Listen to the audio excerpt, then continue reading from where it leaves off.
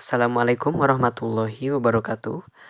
Perkenalkan, nama saya Reza Putra dengan nomor NIM 23308111072 dari Prodi Administrasi Bisnis. Dibuatnya video ini adalah untuk pemenuhan tugas evaluasi tengah semester mata kuliah Pendidikan Pancasila dengan dosen pengampu Ibu Eriska Ginalita Dwi Putri SHMH. Adapun beberapa poin yang akan saya sampaikan antara lain arti kebangkitan nasional, latar belakang lahirnya kebangkitan nasional, faktor pendorong lahirnya kebangkitan nasional, tokoh-tokoh kebangkitan nasional, organisasi Budi Utomo, dan relevansi kebangkitan nasional di era modern. Arti kebangkitan nasional. Kebangkitan nasional adalah masa bangkitnya rasa dan semangat persatuan, kesatuan, nasionalisme, dan kesadaran untuk memperjuangkan kemerdekaan Indonesia melalui sebuah gerakan organisasi. Kebangkitan nasional ini ditandai dengan lahirnya organisasi Budi Utomo pada tanggal 20 Mei 1908 oleh Dr. Wahidin Sudirohusodo dan Dr. Sutomo. Organisasi sosial intelektual ini menyatukan semangat persatuan dan kesatuan bangsa untuk mewujudkan kemerdekaan bangsa Indonesia. Cita-cita ingin merdeka ini akhirnya terwujud pada tanggal 17 Agustus 1945. Hal ini menjadi bukti bahwa kemerdekaan suatu bangsa diwujudkan dengan persatuan dan kesatuan bangsa itu sendiri. Kebangkitan nasional merupakan momentum yang sangat penting bagi dimulainya perjuangan bangsa Indonesia dalam mencapai cita-citanya, yaitu kemerdekaan. Semangat kebangkitan nasional dalam jati diri setiap masyarakat Indonesia bertujuan agar dapat menjaga persatuan dan kesatuan serta menumbuhkan semangat nasionalisme agar tetap bisa mempertahankan negara kesatuan Republik Indonesia dari ancaman negara lain serta memperbaiki kehidupan bangsa yang lebih baik ke depannya. Latar belakang lahirnya kebangkitan nasional. Permulaan munculnya semangat kebangkitan nasional dimulai dengan kesadaran para kaum terpelajar Indonesia terhadap tanah air mereka yang dijajah oleh Belanda dengan adanya rasa prihatin dan kesamaan nasib terjajah oleh bangsa asing. Mulailah para cendekiawan dan kaum terpelajar menyusun strategi baru dalam melakukan perjuangan meraih kemerdekaan. Salah satu strategi yang dilakukan oleh kaum terpelajar itu adalah mendirikan sebuah organisasi, yaitu Budi Utomo. Berdirinya Budi Utomo dianggap sebagai cikal bakal pergerakan nasional Indonesia, sehingga setiap tanggal 20 Mei yang merupakan kelahiran organisasi Budi Utomo dijadikan sebagai Hari Kebangkitan Nasional. Karena pada saat itu banyak orang yang mulai sadar untuk membangun kekuatan dan bergerak bersama untuk mencapai cita-cita bangsa, yakni persatuan dan kesatuan. Dulu, organisasi Budi Utomo banyak melahirkan tokoh-tokoh yang memiliki pemikiran serta gagasan untuk masa depan Indonesia, serta memberikan semangat perjuangan bagi bangsa Indonesia untuk memperoleh kemerdekaan. Faktor pendorong lahirnya kebangkitan nasional. Secara garis besar, faktor pendorong kebangkitan nasional terbagi menjadi dua, yaitu faktor internal dan faktor eksternal. Untuk faktor internal terdiri dari 1. Penderitaan yang berkepanjangan akibat penjajah. Yang kedua, kenangan kejayaan masa lalu seperti pada masa kerajaan Sriwijaya atau Majapahit. Dan yang ketiga, munculnya kaum intelektual yang menjadi pemimpin gerakan. Sedangkan untuk faktor eksternalnya yaitu 1. Timbulnya paham-paham baru di Eropa dan Amerika seperti nasionalisme, liberalisme, dan sosialisme. 2. Munculnya gerakan kebangkitan nasional di Asia seperti Turki Muda, Kongres Nasional India, dan Gandhisme. Yang ketiga, kemenangan Jepang atas Rusia pada Perang Jepang-Rusia yang menyadarkan negara-negara Asia untuk melawan negara Barat. Tokoh-tokoh kebangkitan nasional. Yang pertama, Wahidin Sudirohusodo. Sosok Wahidin Sudirohusodo bagaikan obor yang menerangi jalan menuju kebangkitan nasional. Beliau dikenal sebagai pendiri organisasi Budi Utomo, sebagai organisasi pemuda yang menjadi tonggak awal pergerakan nasional Indonesia. Sebelumnya, Wahidin Sudirohusodo telah aktif menyuarakan gagasannya tentang nasionalisme, pendidikan, kesamaan derajat, dan budi pekerti melalui surat kabar bernama Retno Dumilah. Kiprahnya di dunia jurnalistik menjadi wadah baginya untuk menyebarkan semangat kebangsaan dan menumbuhkan kesadaran nasional di kalangan masyarakat. Salah satu hal penting yang dilakukan olehnya adalah menggunakan organisasi untuk memajukan pendidikan dan mengembalikan martabat bangsa. Sebagai dokter, ia juga memberikan layanan kesehatan gratis sebagai bentuk pengabdiannya kepada masyarakat. Yang kedua, Sutomo. Bersama dengan Wahidin Sudirohusodo, Sutomo ikut serta sebagai tokoh pencetus organisasi Budi Utomo. Selain sebagai pendiri, ia juga ditunjuk sebagai ketua dari organisasi tersebut. Tidak hanya aktif di dunia politik, Sutomo juga aktif mengabdikan dirinya sebagai dokter dan pendidik untuk masyarakat dalam memajukan kesehatan dan pendidikan di lingkungan Indonesia. Selain itu, Sutomo juga aktif di bidang jurnalisme dan sempat menjadi pemimpin di beberapa surat kabar. Sutomo juga mendirikan organisasi tempat berkumpulnya orang terpelajar di Indonesia yang bernama Indonesiese Studio Club atau ISC. ISC pun berhasil mendirikan koperasi, bank kredit, dan juga sekolah tenun. Dedikasi beliau tercurah untuk memajukan kesehatan dan pendidikan masyarakat Indonesia. Sutomo meyakini bahwa pendidikan merupakan kunci utama untuk mencapai kemerdekaan dan kemajuan bangsa. Yang ketiga, Hos Cokro Aminoto. Raden Mas Haji Umar Said Cokro Aminoto atau dikenal sebagai Hos Cokro Aminoto merupakan seorang orator ulung yang mampu membakar semangat patriotisme pemuda Indonesia melalui pidato-pidatonya yang menggelegar. Beliau tak gentar menyampaikan kritikan pedas terhadap penjajah Belanda, membangkitkan rasa nasionalisme dan perlawanan rakyat. Tak hanya terhenti dalam berpidato, Cokro Aminoto juga aktif dalam organisasi Sarekat Islam, memperjuangkan hak-hak rakyat dan melawan penindasan kolonialisme. Pada tahun 1911, Haji Samanhudi mendirikan sebuah organisasi politik Islam yang bernama Sarekat Dagang Islam. Kemudian nama organisasi itu menjadi Sarekat Islam. Cokro Aminoto diminta untuk bergabung di organisasi ini yang pada awalnya Cokro Aminoto berperan sebagai komisaris, kemudian ia dipilih menjadi ketua organisasi. Tokoh yang keempat yaitu Suwardi Suryaningrat.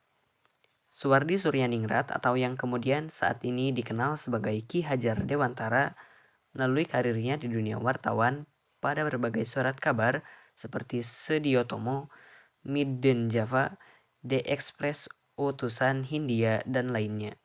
Semangatnya untuk membela rakyat Indonesia mengantarkannya bertemu dengan Dewes Dekker dan Cipto Mangunkusumo di mana mereka bahu-membahu membangun Indische Partij.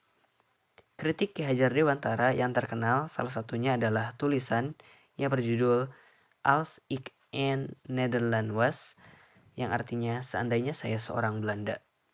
Tulisan Ki Hajar Dewantara yang lainnya bertajuk En voor allen maar ook allen en, yang artinya satu untuk semua tapi semua untuk satu juga. Kerasnya perlawanan mereka terhadap Belanda membuat Suwardi dan ketiganya diasingkan ke Belanda. Setelah diasingkan, ia kembali dan mendirikan sekolah bernama National Onderwijs Instituut Taman Siswa atau Perguruan Nasional Taman Siswa. Menginjak usianya yang ke-40 tahun, Suwardi Suryaningrat mengubah namanya menjadi Ki Hajar Dewantara. Tokoh yang kelima yaitu Cipto Mangunkusumo. Cipto Mangunkusumo memulai karirnya sebagai dokter pemerintahan Belanda di Demak. Sepanjang ia berkarir, Cipto melihat ketidakadilan yang dilakukan dari pihak Belanda terhadap bangsa Indonesia. Untuk itu, ia kerap mengkritik keras Belanda melalui tulisannya di beberapa surat kabar, seperti De Lokomotief dan Batavia's Nieuwsblad. Akibat dari tindakannya itu, Cipto diberhentikan dari tugasnya sebagai dokter pemerintah Belanda. Selang beberapa waktu, ia kemudian bertemu dengan Dewes Dekker dan Suwardi Suryaningrat. Mereka bersama-sama mendirikan Indische Partij. Perjuangan ketiga tokoh ini menumbuhkan semangat juang rakyat dan membuat pihak Belanda geram, sampai akhirnya mereka diasingkan ke Belanda. Dan untuk tokoh yang keenam yaitu Douwe Dekker. Meski berdarah campuran Indonesia dan Belanda, Danudirja Setiabudi atau Douwe Dekker tidak suka melihat ketimpangan antara pribumi dan orang Belanda di Indonesia. Inilah yang menjadi pendorong Douwe Dekker mendukung rakyat Indonesia. Ia terkenal sebagai pionir dasar nasionalisme Indonesia sejak abad ke-20 dan termasuk dalam kelompok Tiga Serangkai bersama Cipto Mangunkusumo dan Ki Hajar Dewantara. Douwe Dekker pernah sekolah di Eropa, mengambil konsentrasi politik modern. Setelah kembali ke Indonesia, ia banyak mengajar ilmu ke banyak golongan. Bersama dengan Cipto Mangunkusumo dan Suwardi Suryaningrat, ia mendirikan Indische Partij. Indische Partij merupakan partai politik Hindia Belanda pertama Indonesia yang menentang keras praktik kolonialisme. Indische Partij mendapatkan respon positif dari keturunan Indonesia, Tionghoa, dan pribumi. Namun, Belanda menganggap organisasi ini mengganggu keamanan, sehingga dibubarkan pada tanggal 4 Maret 1913. Organisasi Budi Utomo. Organisasi Budi Utomo merupakan organisasi pertama yang memulai munculnya pergerakan nasional di Indonesia. Organisasi ini dipelopori oleh Dr. Wahidin Sudirohusodo. Dr. Wahidin Sudirohusodo adalah seorang tokoh cendekiawan lulusan sekolah kedokteran yang bernama Stovia. Ia sangat peduli dengan nasib bangsa, sehingga ia selalu berusaha untuk mengkampanyekan peningkatan martabat dan kehormatan rakyat dengan jalur pendidikan. Dr. Wahidin bertemu dengan Dr. Sutomo, seorang siswa Stovia yang dinilainya memiliki pandangan yang sama. Mereka melakukan diskusi yang mana pada akhirnya mereka sepakat untuk mendirikan suatu perkumpulan yang memperhatikan nasib bangsa yang dinamakan dengan Budi Utomo. Setelah itu, Dr. Sutomo mengutarakan gagasan mengenai pendirian organisasi Budi Utomo kepada para siswa Stovia dan mereka menyepakati akan hal itu.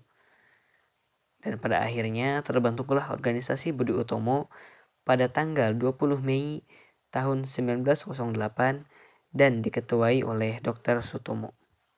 Pada bulan Juli tahun 1908, sebanyak 650 orang telah bergabung dalam organisasi Budi Utomo. Anggota-anggota Budi Utomo ini tersebar dalam 7 kota, yaitu Jakarta, Bogor, Bandung, Yogyakarta, Magelang, Surabaya, dan Probolinggo. Budi Utomo berfokus pada bidang pendidikan dan sosial budaya, yang diharapkan dapat membantu perubahan terhadap bangsa Indonesia. Adapun asas dan tujuan Budi Utomo antara lain: 1. Memajukan pendidikan pertanian, peternakan, seni, dan budaya. 2. Mempertinggi akan kemajuan mata pencaharian dan penghidupan bangsa. Dan ketiga, menyadarkan kedudukan bangsa Jawa, Sunda, dan Madura pada diri sendiri. Kongres pertama Budi Utomo dilaksanakan pada tanggal 5 Oktober 1908 di Yogyakarta untuk menyepakati kepengurusan organisasi yang berasal dari golongan tua.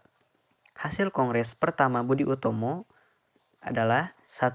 Budi Utomo tidak melakukan kegiatan politik. 2. Bidang kegiatan Budi Utomo berfokus pada bidang pendidikan dan sosial budaya. 3. Ruang gerak Budi Utomo berpusat pada Jawa dan Madura, karena daerah tersebut mendapat banyak pengaruh penjajah Belanda. 4. Tirto Kusumo dipilih sebagai Ketua Budi Utomo bagian pusat, yang dimana pada saat itu pusat organisasi Budi Utomo adalah Yogyakarta. Organisasi Budi Utomo sempat mengalami kemunduran. Hal ini disebabkan karena timbulnya perpecahan antara dua pihak. Di pihak kanan berkehendak supaya keanggotaan dibatasi pada golongan terpelajar saja, tidak bergerak dalam lapangan politik, dan hanya membatasi pada pelajaran sekolah saja. Namun di sisi lain, pihak kiri yang jumlahnya lebih kecil dan terdiri dari kaum muda berkeinginan ke arah gerakan kebangsaan yang demokratis, lebih memperhatikan nasib rakyat yang menderita. Salah satu dari dampak perpecahan organisasi ini adalah keluarnya Dr. Cipto Mangunkusumo yang mewakili kaum muda dari keanggotaan. Akibatnya, gerak Budi Utomo semakin melambat. Pada tahun 1912, Noto Dirjo diangkat menjadi ketua Budi Utomo untuk mengejar ketertinggalan karena munculnya organisasi-organisasi lain seperti Syarikat Islam dan Indise Partij. Lalu kemudian pada tahun 1927, Budi Utomo bergabung ke dalam gerakan PPKI yang dipelopori oleh Insinyur Soekarno. Pada tahun 1928, Budi Utomo mengambil suatu langkah maju dengan menambah asas pergerakan, yaitu turut berusaha mewujudkan cita-cita persatuan bangsa. Usaha untuk mencapai persatuan Indonesia dilakukan dengan cara fusi atau penggabungan dengan PBI, Partai Bangsa Indonesia, yang dipimpin oleh Dr. Sutomo. Setelah itu, maka berakhirlah peran Budi Utomo sebagai organisasi pertama pergerakan Indonesia. Peran Budi Utomo terhadap bangkitnya semangat perjuangan bangsa Indonesia sangat teramat besar, sehingga Hari Kebangkitan Nasional diperingati setiap tanggal 20 Mei yang diambil dari lahirnya organisasi Budi Utomo pada tanggal 20 Mei 1908. Hari Kebangkitan Nasional ini pertama kali ditetapkan secara resmi oleh Presiden Soekarno pada tanggal 16 Desember 1959 melalui Keputusan Presiden nomor 316 tahun 1959. Relevansi kebangkitan nasional di era modern. Saat ini kita memasuki tahun 2024. Relevansi dari konsep kebangkitan nasional bagi Indonesia masih sangatlah penting. Di tengah gejolak politik, ekonomi, sosial, dan lingkungan, Indonesia perlu menghidupkan kembali semangat kebangkitan nasional untuk mengatasi tantangan-tantangan tersebut. Dalam konteks politik, kebangkitan nasional berarti memperkuat kedaulatan negara dan memastikan bahwa kekuatan politik benar-benar berada di tangan rakyat. Reformasi politik dan pemberantasan korupsi menjadi bagian dari integral proses ini. Di bidang ekonomi, kebangkitan nasional menuntut penciptaan lapangan kerja yang lebih luas, pengentasan kemiskinan, dan pengembangan ekonomi yang berkelanjutan. Pemberdayaan ekonomi lokal dan perlindungan terhadap sumber daya alam juga menjadi fokus penting. Sementara itu, di bidang sosial, kebangkitan nasional menuntut inklusi sosial yang lebih besar, penghormatan terhadap keberagaman budaya, dan peningkatan kualitas hidup bagi semua warga negara. Pendidikan yang berkualitas dan akses layanan kesehatan yang merata menjadi kunci untuk mencapai tujuan ini. Mungkin cukup sekian yang dapat saya sampaikan pada video ini. Semoga informasi ini dapat berguna untuk kita semua. Terima kasih. Wassalamualaikum warahmatullahi wabarakatuh.